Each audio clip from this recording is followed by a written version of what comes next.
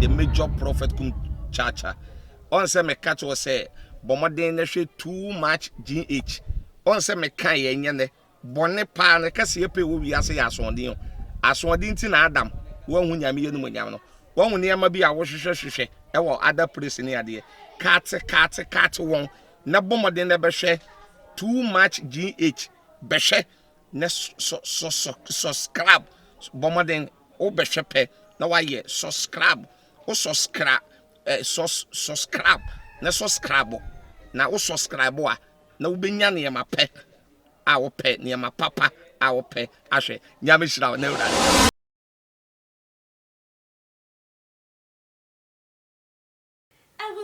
for any adofno mema obibia akwaba ede eba eye gan wahala dwumedia tumaji edane da yede ebesomono eso na abaye bia wono do de nyamedin abo ne ho asafo hina wo fre ne ho se eye wo ye prophetess enede na power eda abonten so abaye ameka no wazem se wonya wa adapetwa fitai wo betwa wa ma wo krampo na wugina ho no he wo wura be fida ye wo wura betima ho ama aduane mpo no wonya bi endi nanso ene den aye ni videos aba be piem e wo too much GH hanu ma chese ye baba be pensem ye baba be chire ensem ni mu na ya ma eye wiase afa na nyina wo bi ehu nipasu ni nipa ban a eye sa ba ya we wo ye na nipa ye ka ne ho asem ene eye prophetess Pep Donkor mama yembonra eye ensem no emu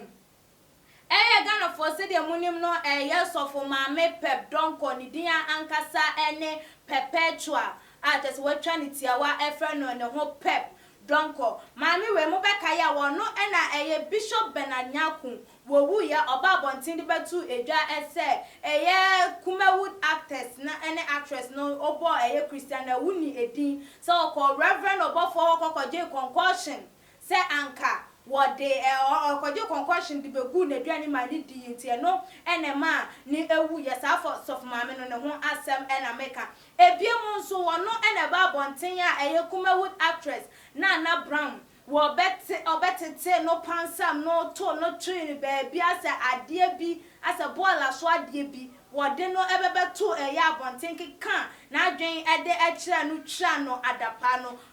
sa maame no ndo wa woni mi se wono oba ene wakana no tum se de ode na no abobidie mu no ka kode anke ka so de abomojemba wono de wakana tum se de wode abobidie sa Sofo Maame ho asem na make na the show Manase war changer wo ba abonten no abaye yi ho asem ebebeto edwa ebia na chese wono nso no na power ebebeda apono so na womo hwehwemu aka na eno na abrante di kokobo ebo Ghana for se he wo bia enya hweye wo sa maami hu na mpo se wo ne number anansa wona ne chat wo Facebook na ba bia delete no on friend no eni kwankran po se wo brand because maame no wo ya nyen ya kasa obi ya nyen a puto kasa me kasa rich o ya bay forward dere butu wo dere se ojanu ko ojan wo dere ye ankasa wo ya bay for ankasa na maame yi esanso aye sacrifice bi a just one no ye moja ne enkawa bi ade to ne ye na busia metina se me kan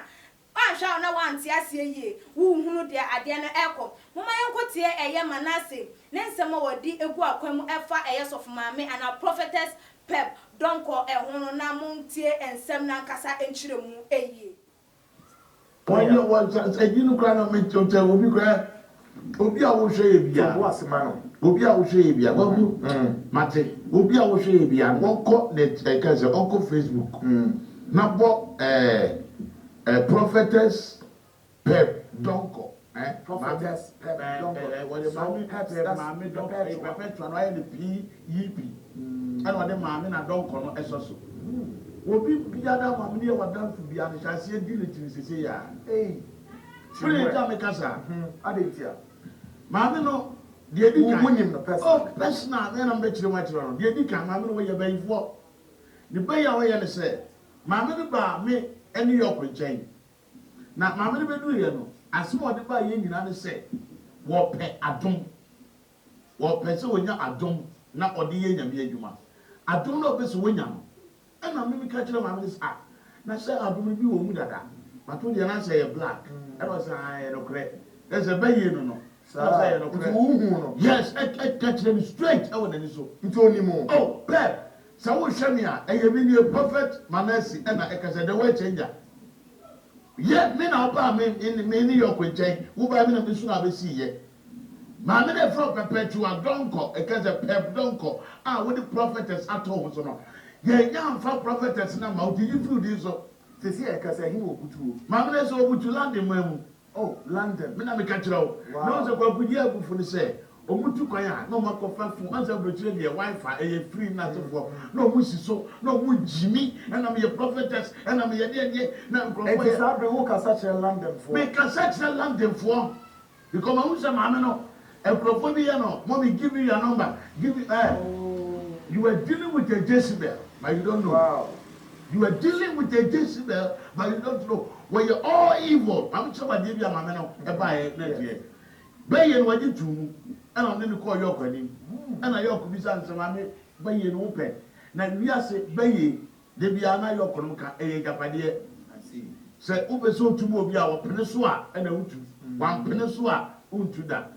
Eti no maame no baye no yok ka kire no wagi tu no ka se ne de wo de bone ho ban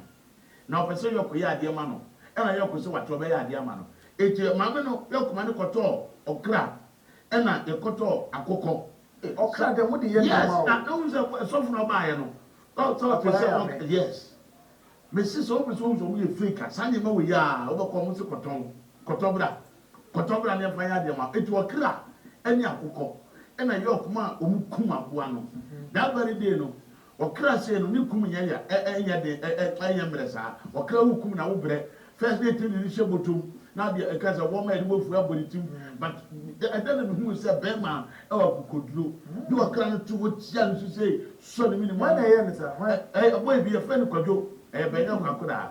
E na boy no ekum abuano kum akokọ no. E na wo ka moja no bom. E na yok akoko no muja akoko ene okra no muja ena on kambo mu de gu krawam maame de Pep Donkor na sam na mekai ena mu de gu krawam sei ena yok na o box bi a wa gym rings ye ko mu ye dru na akonfo no no na ko gym rings aba it is obese o timi initiative wa o de ka wani bi ama enti obra ye ko ye ya we dedi moja ni na fra ye gu krawam ena yok de ring ni bi tumu ma no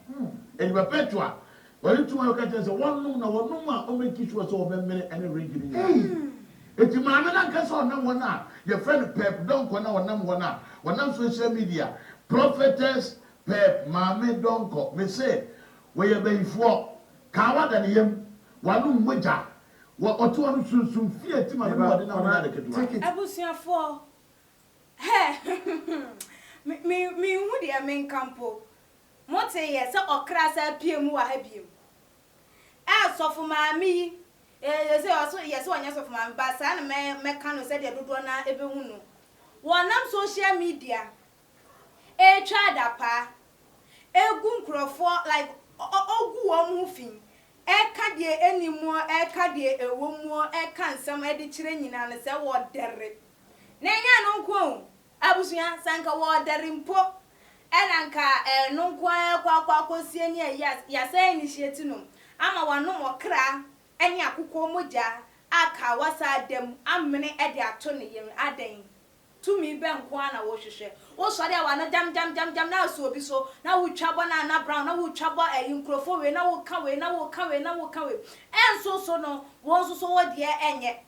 yes de ye ni se wo gina ho no wo hwe ye e na wan hwe ase Pep Donkor na anim so ogina ho na anim so chese wo de wo bie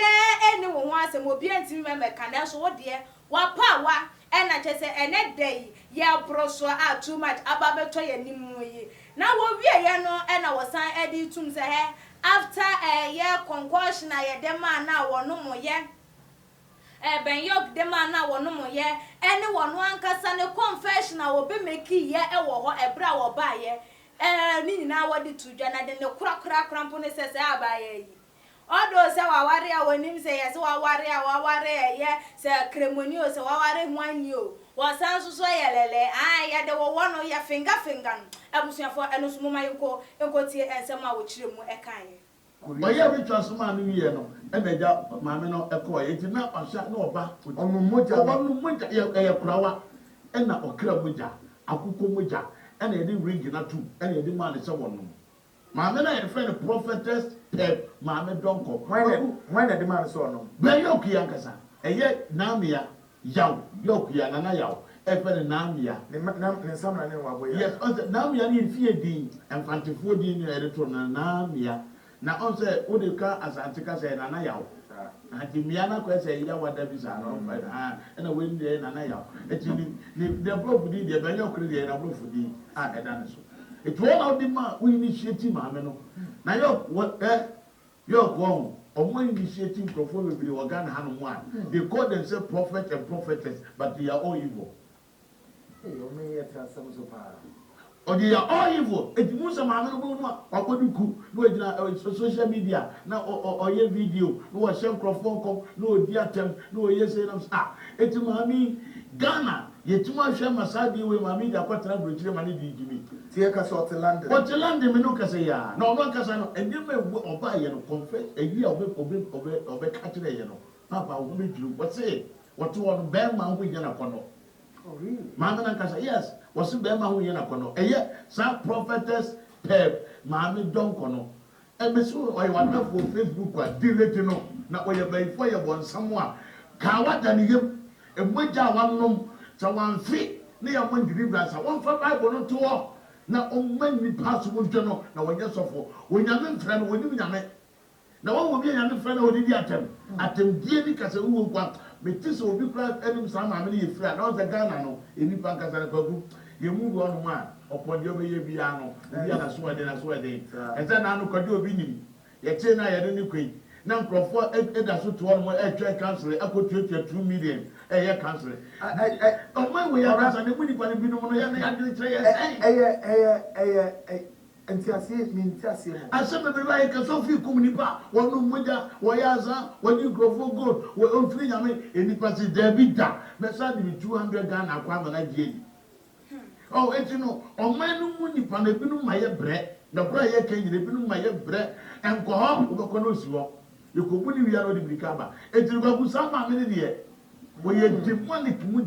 wo ye demon so de me yini picture ajro no wo ye demon eni kwati onipa se uhunu kura no wo ba pa bi fa wo se wo be ma hu nya na kono wo no wo ba na da really yes hey I am raising this allegation against this woman. She should come out and say something. Wow. just a be ma wonya na kono On pe be ma but just oba no be oba and we na ada be ma hu nya na kono hu ba wo say we okuna kasa no we npa boni ni enkrofo we ho asofo we no so ye be funa ba no ma fo adamfo we are comfort na ba no ma fo adamfo the reason is they believe in say we to the wo mu na ye den aboa wo nti ono so wo ba bia no so de wo ko on so ko na firi ya say no boa na obi a oba ya de bayi obeka ye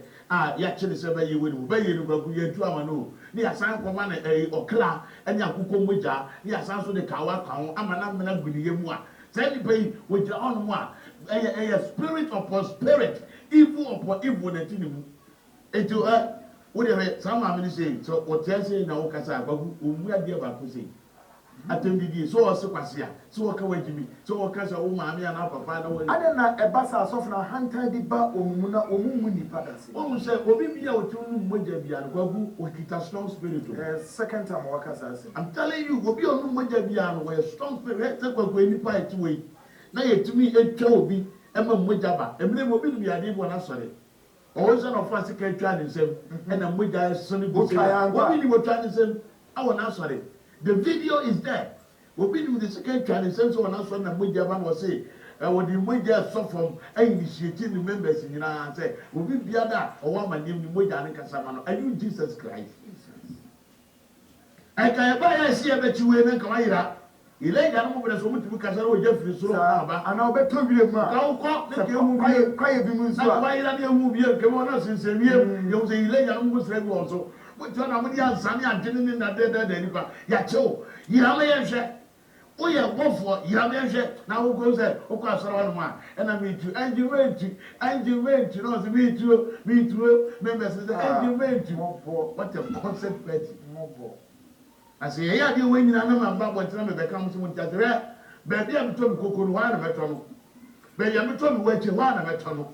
Baby, I'm told Yamawana Metono. Now, wouldn't him if you go for so, will be so, a Bruka. One Bello, any case upon them, and an accident, and a pep don't queen on American something. So we knew now shot it said, but if you better me, and your more, and you will push your four, and your moon get ready say, moving face the law of Ghana. Now we will say you look for way and a yen someone what can't Eddie a child at so. Eh, and some coso, and some ACC, ye papa, so say.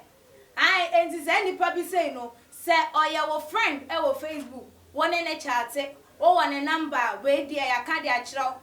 Yes, it delayed on friend no, and kitten would give you one and a one on any what tim tone tie and one no, I uncle Fabia SC. Now, and some way at all a Ghana for being no man so I don't my gentle about my can kind you know, me and Sambi, na yam fire and some no AC. Yen ya a ya Charis, and there were they a buyer or sing.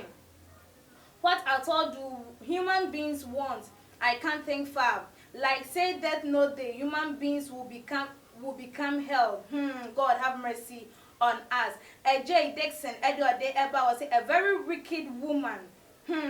Clement and so Edward was may God of Isaac and Jacob and the God of former and latter day kill all fake pastors and co. Oh, no so at the end of who is saying, Uncle one sorry, Nanny on chin and cranten for no one fan to chow woman and go a year fake pastors no one more and crow for any name. Prophet Emmanuel and so Edward de Ebaye or say, God have mercy or the emoji I say, war bumpire account. Kwasi Edward de Eba was saying, look at her, you nothing should tell you that she is fake. I know her, and I'm not going to chat with her again. Thank you very much for exposing her to us. PY Edward De Eba say, ayo, interesting revelation. We never knew we would have fall victim into her hands. On also so dear and on Abusia aha and a digimedi no AC. Meeting any a clear sikapa. Message over follow your Instagram page at @2magh_. Na emre adinchebia wono ode at ejana emre pem no making kind ede amamu makram.